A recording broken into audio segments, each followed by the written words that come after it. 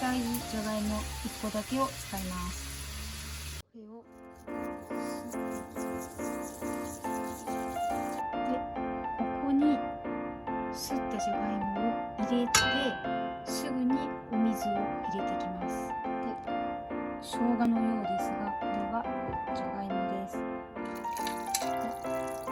間のじゃがいもも全部入るように入れます。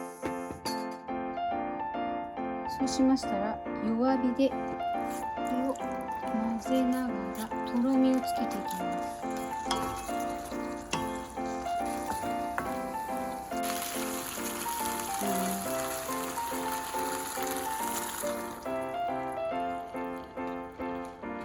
これでソースは出来上がりです。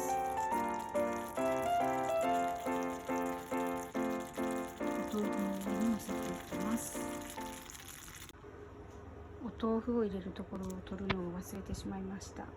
で、上にのせてます。バターを周りに塗ってあります。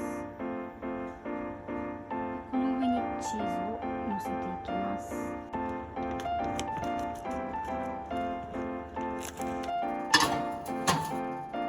入れて1分30秒焼いていきます。